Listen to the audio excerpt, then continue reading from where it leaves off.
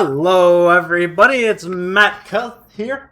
I'm doing a postcast of Words and Base versus Nocturnal Rainbow. It's going to be an exciting game here. As with all of my postcasts, I have no idea how the series goes. I literally use my hands to block match results, so I don't know who wins. I don't know who wins this game. I don't know who wins the series. I don't even know what the picks are. So we're going to get into it just like that, as we now have some bands coming out early. Words and Base and Nocturnal Rainbow both going pretty quick here. The side of Nocturnal Rainbow, they ban out that Rubik and that Witch Doctor and pick up a Magnus. Words and Base, on the other hand, ban out the Doom and the OD and pick themselves a Tusk. That's a hero that I've been seeing a bit more of, so I'm a fan of that. I've got to say, too, these bans are a little unorthodox. Rubik and Doom, the only real conventional bans that we usually see out of every team. The rest likely targeted here. This Nocturnal Rainbow will pick up the Oracle. So now, we've got the second pick for Words and Base. Will they pick their carry here? We'll have to wait and see. Looks like they are going to take a little bit more time here, deliberating on what they wish to pick. Both teams so far do have good save. The Oracle and the Tusk can both offer very nice save indeed. We'll have to see how it goes.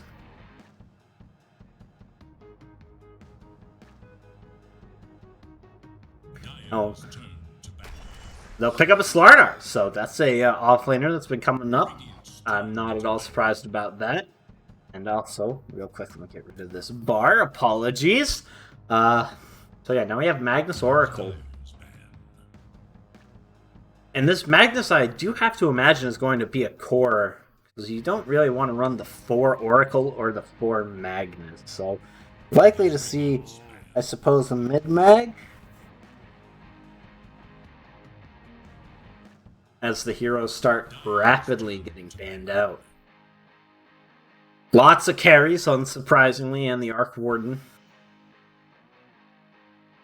I gotta say, I love both of these teams' banners here.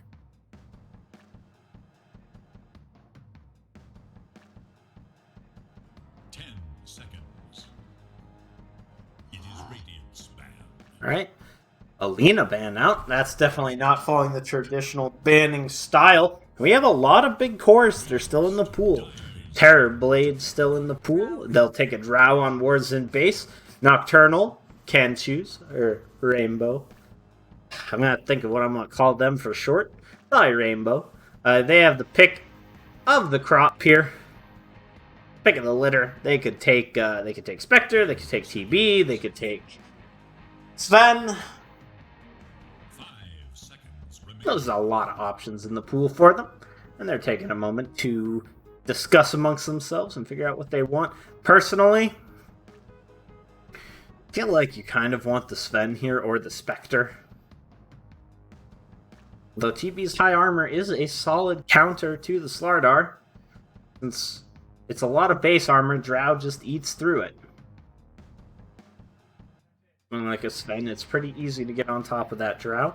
Same with Spectre. Spectre can just sort of farm up and do whatever she wants with the Haunt. A very solid combo.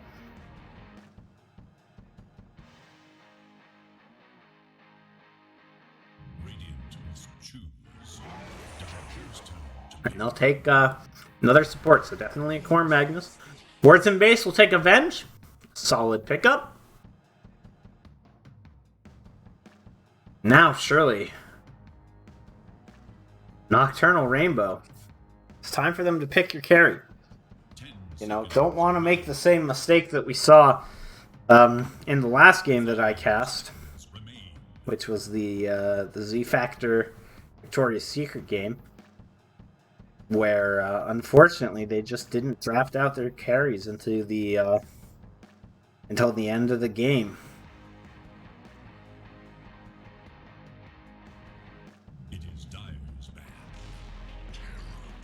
And they will pick the Terrorblade now. Okay, so a solid choice. Like I said, that armor, not incredible into the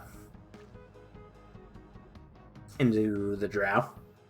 So a little bit concerning there, but I think it'll be just fine. TP is just a very solid core in general. Now the Venge Swab is going to be very good for this Drow, and Rainbow don't have a great way of getting on top of her just yet. Primarily that Magnus in the mid to late game, but Terrorblade doesn't really get on top of him, neither does Shakiro or Oracle, so Drow may have a very free game. The mid lane bans come out. Pop, SF, Void Spirit. I haven't seen a whole lot of SF recently, but Pop and Void Spirit feel very intelligent as ban choices here. The final ban will be the Wind, another hero that we haven't seen quite a bit of.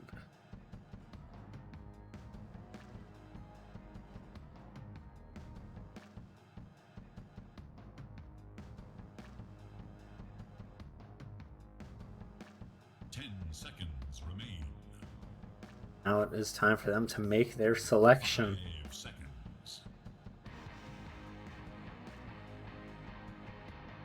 And I wonder if they're going to pick an offlaner here and run this Magnus mid. Maybe like to see something with that kind of flexibility, perhaps a Kunkka or a DK. You know, something that lets them keep that open, since they don't have the last pick. But they quite quickly will pick up the Huskar. That is a character with some jump, but there's a lot of save for the Drow, so I am a little bit concerned about this Huskar's game, especially if they get a solid counter pick in here. 10 seconds remain. Now, worth noting, Rainbow picked that with about a minute left in the tank, so a very, very fast-paced draft from them. Some teams are just more comfortable drafting like that. I personally draft like that too, and I think it's... When I do it, I think it's a bit of a mistake. You know, you want the... You want to take your time, really think things out. You know, if you rapid fire it, sometimes you draft yourself into a corner. Not saying that they have this game, but right now their draft does look pretty solid. The Terrorblade's a really good late game carry. They have 2 solid supports. Magnus 3, I'm a little bit iffy about. And we've seen Huskar 2s do work. It feels like this is a pretty good Huskar game, although there is, like I said, good silence. There's minus armor as well, so they do have a lot of physical burst into the man. They have a lot of physical damage into this Huskar. That is slightly concerning. If they get a gank onto him, he will die very quickly, I think. And wards and base. They will take their last pick, the Pangolier. Make the ultimate choice. Pangolier, obviously, a very good team fighting hero. They do have a lot of high damage and a lot of team fight.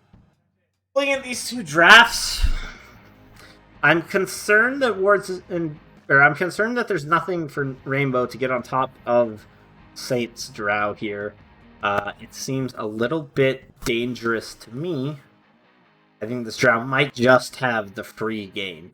With the Pango in front, the Slardar in front, and then 2 good saves from both Venge and Tusk. Feels like it's very hard asked to take out this Drow, and Drow does deal real good damage into Terrorblade. Obviously not the best for the illusion clear, but they have a Pango for that. But that negation of armor is very powerful. Well, on the side of Dire, I'm a bit worried for the Huskar. Obviously, the supports are very solid. Oracle Jakiro, you're not going to complain about that. Not a lot of reliable CC, though, is the only concern. Their only real stun is Ice Path. I don't consider RP a stun. That's a team fight ability. But I guess technically it does stun them. And then the root from Oracle, but it feels a little disconcerting. Feel a bit light on that lockdown, whereas Slardar, Venge, Tusk, Pango, they got it in spades on radio. But we'll have to see how it goes. That is a gorgeous purple on that Terrorblade. I do love that. I don't think it will really matter for the game state, as we are in the free camera, please. The time for preparation. Oh, and look at that. A lot of GLA shots. Alright, real quick, I just want to check. Okay. So the tags are not amazing for Dire. That's okay. I'll just have to deal with that. At least, wards, they got it. They got most of it. So we'll be able to... I mainly use that just for the bounties, honestly. Makes it easier to tell. So I know TPS or WIB is for wards. Everything else is for rainbows. Gorgas! It's Gorg's little brother. This is going to be a very kind of spooky lane. They can easily get some kills in this top lane. Slardar Tusk feels very dangerous. Meanwhile, Magnus plus, it's going to be what, the Jakiro? Yeah, Magnus Jakiro feels a little bit less deadly. They still do have a lot of damage. And we have a pause. Alright, guys, don't worry. We're going to hit this button.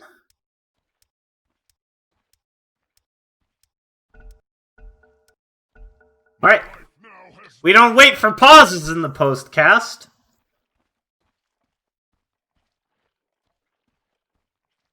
And look at this. Unfortunately, Forts and Base take a very awkward angle. Going to result in 3 bounties. Going the way of Rainbow. It's not really what you want to see. But I'll tell you what though, this Venge Drow lane is going to be very powerful.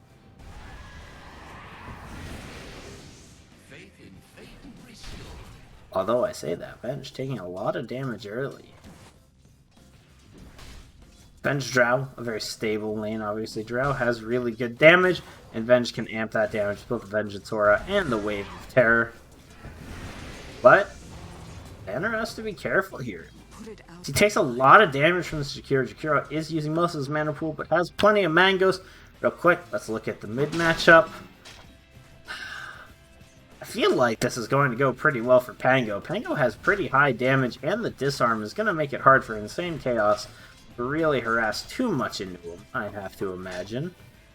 And so far, it is going in his favor, although there's a wave of a lead for the Pango.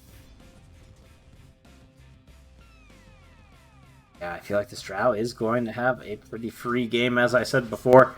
That's honestly a little scary. Math Jets tries to force back Danner, but not going to go too incredibly. There's Gorg.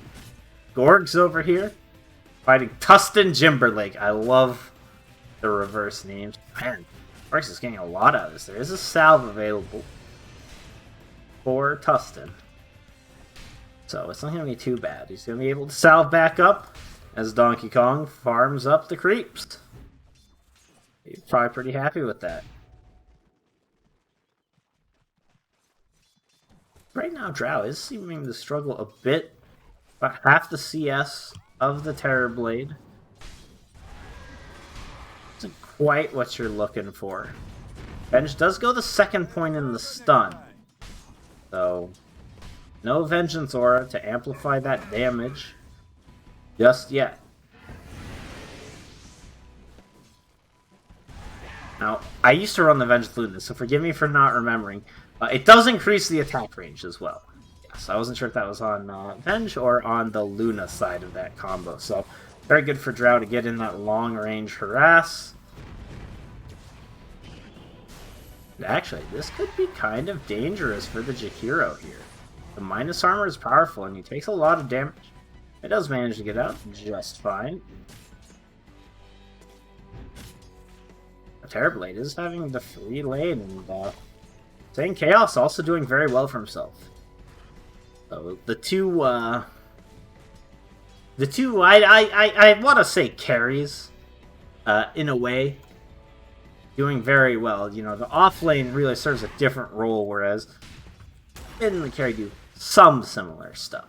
Those farming cores doing very good for themselves here on the side of Dire, which is what you would hope for. And Drow might be struggling a bit, but when she gets her 6, she will do just fine. And as these levels go up, this lane is going to become easier and easier for the Drow. Surprised that they're honestly playing this passive. I feel like with those Wave of Terrors, you could really press your advantage if you elected to do so.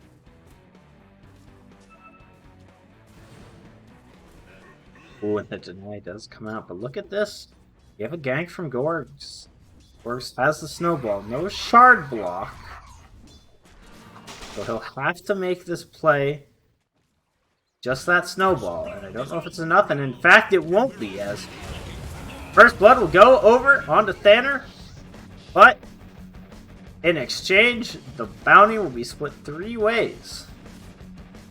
I believe that is accurate in that, with that split. Unfortunately, the Drow doesn't get the last hit. That's a good start for Jakiro. It's going to get him either his boots or whatever item he wishes to pick up. Insane Chaos. He gets disarmed. One more proc of the disarm and maybe Badonic would have continued, but not going to happen. Unfortunately. Thanks. Denied. Oh no, Drow. You're going to lose it. Indeed, she will lose that clarity as the 5 minutes come up. Wards and base, gonna get at least 2 here for sure. Actually, it looks like they're getting 3. Never mind. As we have a gank on the Insane Chaos. I don't know if this is going to be quite enough, but Dominic chooses to continue going in, and that could be very costly. As this is actually, I think, going to turn into a double kill for Dire. That's what you want to see if you're on the side of Rainbow. Fortunately, going up into that tower, just a little bit too much. And going back to the bounty situation, I lied. Never mind, we don't have time to, as Magnus taking a lot of damage, but he'll be able to skewer out and then secure that bounty for himself. So, and meanwhile, the Oracle dies up top. Alright, take 4, bounties.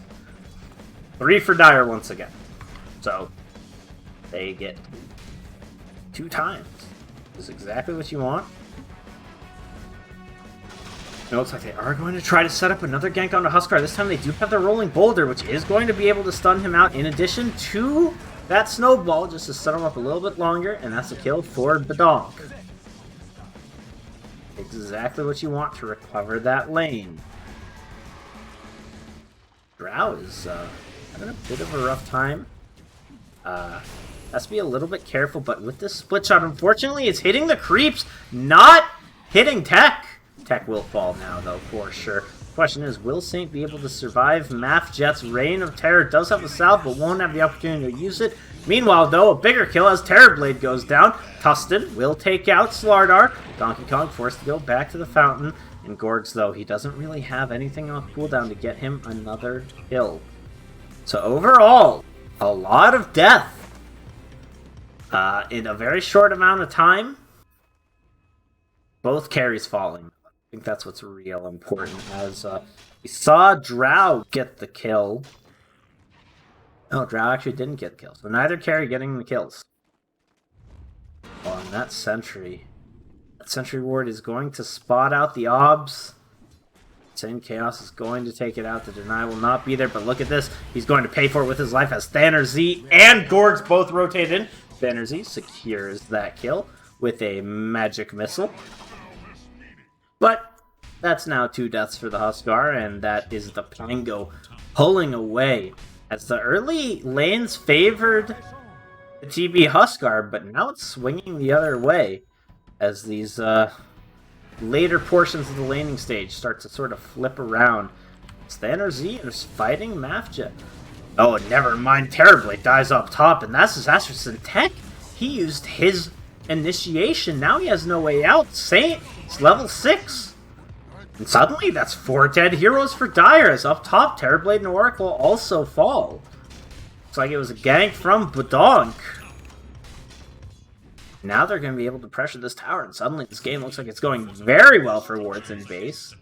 Looks like they were having a little bit of trouble in the beginning, but no longer, as now Drought hits that level 6. You can see it's the extra agi and the bonus damage. TV, he's up top again, getting very weak, but it looks like this will work out for them as they get 3 kills. Too worried reading to actually view that. The main thing that I wanted to look at is the fact that Drow ignores base armor. This 18 armor just becomes 3 armor, and that's not what you want. But a good smack back from Wards and base to, or from Rainbow to take out those 3 Wards and base heroes. But with that, Saint will take the first tower of the game, and now suddenly Dire have to retreat as Gorgs is in deep. There's a lot of damage in him, but oh my goodness, the TB just melts. And now the RP, it is good, does hit 2 heroes, but Badonk is rolling on through, getting a lot of stuns. So this is actually going to work out really well for Radiant here as they take out 3 heroes. Tustin running away. Donkey Kong has to sprint up. Is he going to be able to catch up? He is much faster. And with that slow, he will certainly catch up. The minus armor's there, but the disarm comes out. But Insane Chaos, I don't know if you really want to be here, as there's 3 Radiant heroes. Yeah, you've rotated in, but now you're going to drop as well. And that turns this into a wipe in the side of Wards. That's 5 kills. I mean, TB respawns at the end of it, but still 5-for-nothing trade. And this time, they will be able to go 2 for 2 on these bounties. I am sure of it. And additionally, they'll get to siege another tower. So far, excellent rotations from Wards and base. Go ahead and swap over to net worth and look at how far ahead this Drow is. Wow, over 1,000 net worth ahead of the TB. The rest of the heroes, the rest of the core is even, pretty even, except for this Magnus, who is very far behind. He does have natural recovery in the form of that Empower as they do go on to Gorgs, but Badonk decides that he doesn't want to let this man just fall, but unfortunately he will not be able to stop them. He'll have to just roll away. Yeah, these cores relatively even except for the poor Magnus, and that's why I said I was a little iffy on this this core Magnus. It does concern me as I do think that, wait, alright, TV denied himself. I can't imagine that was intentional.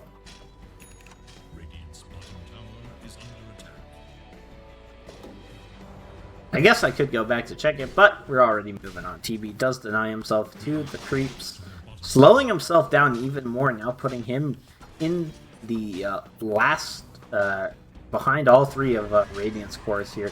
This could turn into a fight here. A big root, and a big ice path, actually. Donkey Kong has to be a bit careful, and it looks like he will fall.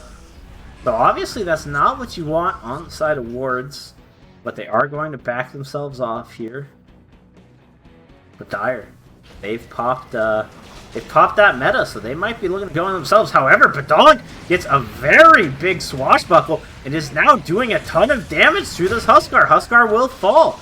Pi and Cuba has to be careful. He's low HP, does have the Sunder, but what a swap. Actually, it's just going to result in a pushback, so really, you just fed your life away. Gorgs will get hit with the Sunder, so now he'll be forced to retreat. Donkey Kong back up, going for the fast drums here. But I do think that's likely to be the end of it. Doesn't quite get the catch. As we kind of have just an all-hero brawl in the mid lane. Tustin, though, you gotta be careful, man. With the cleave, it's gonna be enough. Sorry, I meant the split arrows, but, you know, sometimes you get too wrapped up in things. I don't even think they did connect us. All of Dire, well, a lot of Dire is very low on mana, so not likely to continue this fight here. Things are gonna spread out, I do believe.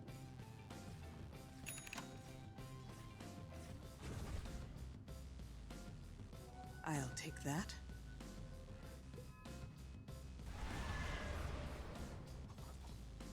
And Drow continues to farm up just fine. Has a Yasha completed, going for the Dragon Lance. Or actually the 4-staff part of the Hurricane Pike first. Yeah, I'm not sure. She has to have one of the Elven skins coming to her. So yeah, looks like she's going to go for the Lance first. Saint gonna give himself that extra little bit of agility. This man, you have to be real scared if you're on the side of Rainbow against a potential Roche attempt. There's a very fast Roche on the side of Ward's in bases. They smoke up. Wasn't under vision, so this should be good if they do manage to find someone. Donkey Kong is going to lead the charge here. Still no Blink Dagger. This wraparound may be good if they choose to commit to a wrap. They will not. However, they do see a TB out on his own. And this would be the far bigger kill as they do manage to catch him. And I think that's just a dead TB. He dies very quick. Combination of the wave, the medallion, the corrosive haze. This man is just fallen.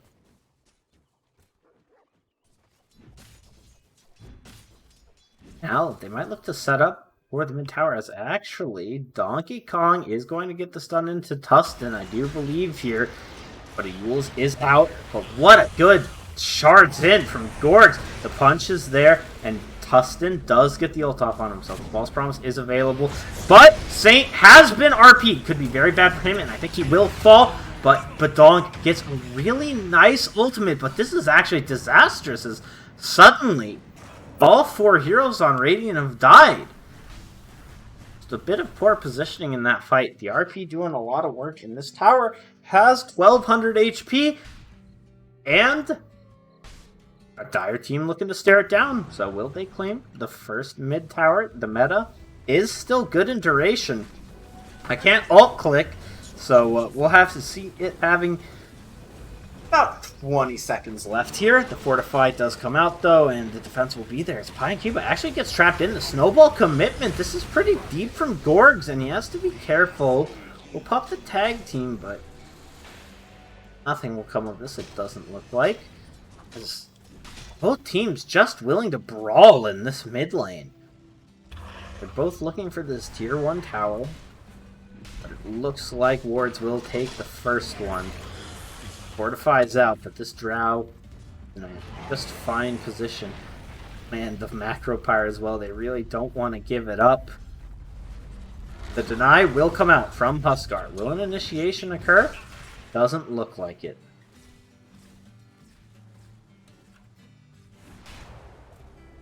Radiant's bottom tower is in danger. Saint still farming up. Getting closer to that Dragonlance.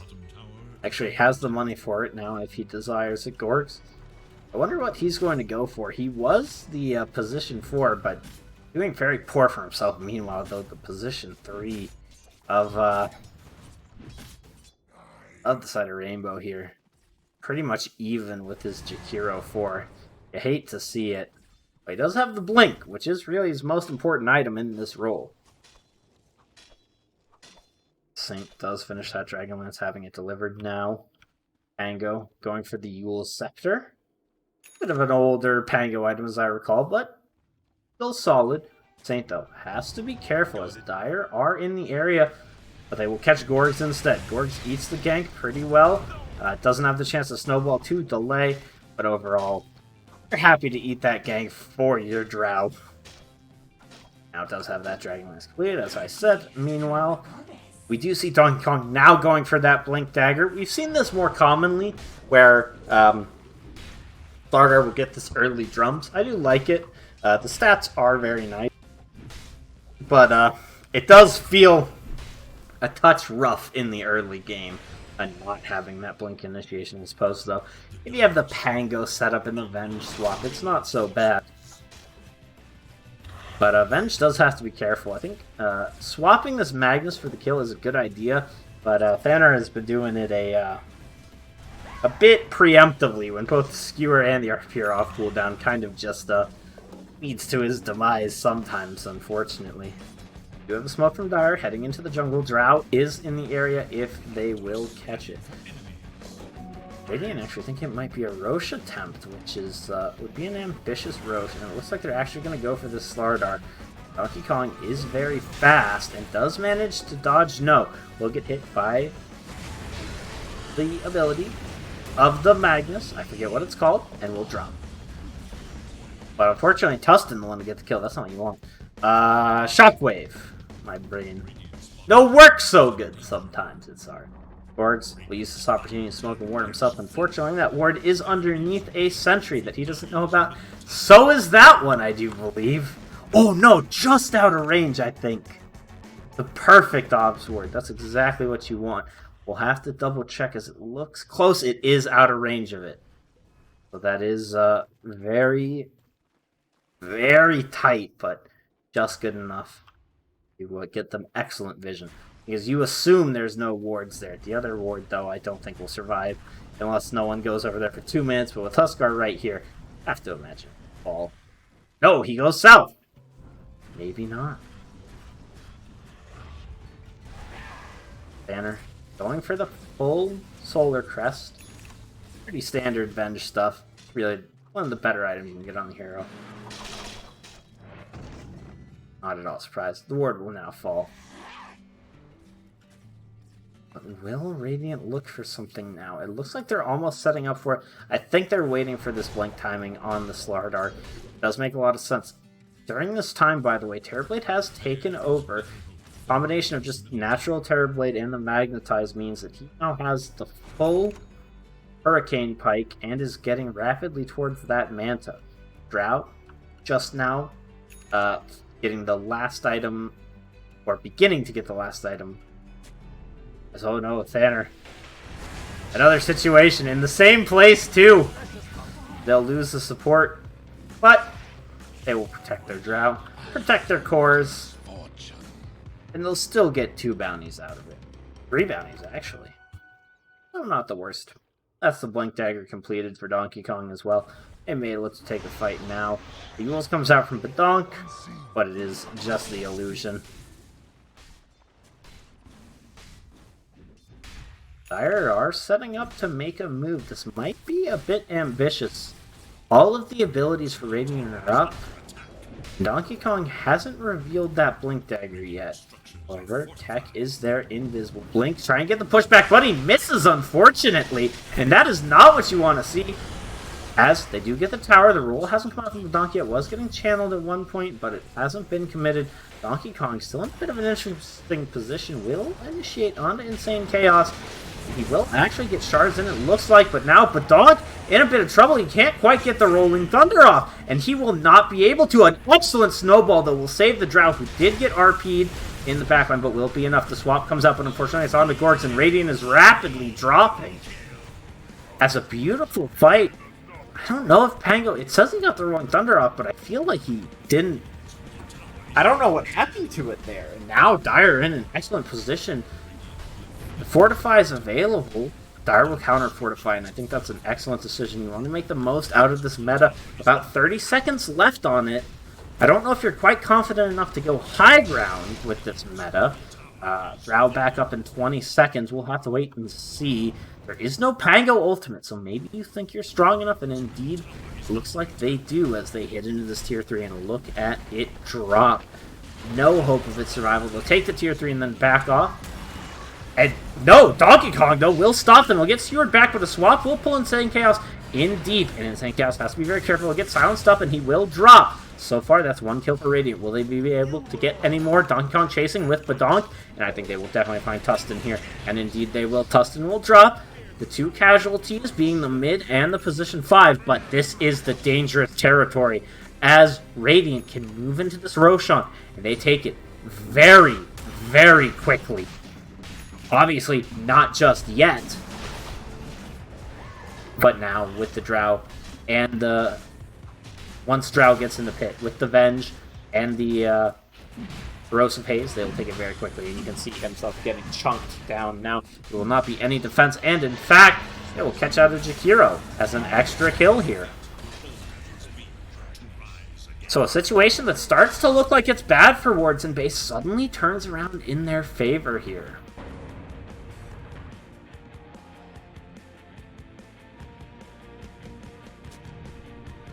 As Saint now falling pretty significantly behind the Terrorblade, not to be too surprising. Going for a BKB instead of the full Manta. Blink done for Tusk for those saves. Revenge still building up slowly, and Aghanim's the next item out for the Slardar. Heck, going for a Lotus Orb. Very good item to protect his cores. He really does feel kind of more of a supporting role this game, but that's okay as long as he gets those RPs. You're happy if you're on the side of Dire. Pi and Cuba, excuse me, has finished up his Manta, now going for the BKB. Insane Chaos also feels a bit behind, but has a Halberd, which is a very good item against this draft. Radiant's bottom tower is under attack. See if a Glimmer or something is coming out. No. Aether Mech, that's an interesting Oracle build, not one that I'd say we usually see, but I like it. The Veil's up for Jakiro. Very good item. That Aghanim's, though, is a bit strange. I don't know if that's quite the item that I would be looking for out of Jakiro at this stage. Obviously, it's a lot more damage, but I don't know, it just feels a bit underwhelming to me. I'd rather see something more defensive. Perhaps like a Force Staff or a Glimmer or something like that. As Radiant are in a good position here, but they don't see any heroes inside Dire, and now they will get spotted out by that ward. Actually, it may be Dire in trouble as they're walking through a ward. Both teams under vision of each other. This could quickly erupt into a fight here, but it looks like Radiant are going to elect to retreat. Not wanting to take this engagement, being very careful. As Venge finishes the Solar Crest, could be looking for a new item at this stage. Well, it definitely is. Question is, what item? Excited to find out here. Venge has a pretty open-ended build-up. Tusk going for the Force Staff, I like that, a good defensive item. The BKB should be done, yes, for the Terrorblade. Just finishing it up. Drow, a little bit behind on it. But TB is getting pretty scary. Man, even that illusion with all the minus armor still takes a pretty decent commitment to get down. One horn will do the damage of two. Excuse me. Had to sneeze there. I went quiet. Dire. They do have a lot of emphasis on this Terrorblade, though. I think without him, it's going to be very hard. They basically rely on Tech 9 getting a big. Assuming that's Tech 9, by the way. Tech 9 getting a big RP. Then the Terrorblade to deal damage. If they don't get that, then it might be trouble for them. As Radiant do smoke up, Donkey Kong not caught in it. But this might actually work out well for them, as Magnus is up deep. He doesn't know that the smoke's out. He gets a fast blink out. Is he going to get caught? No. He will. It looks like teleport out in the nick of time. Indeed, he will. So an expertly dodged smoke gank. Unfortunately, the timing just not quite there for the Tusk.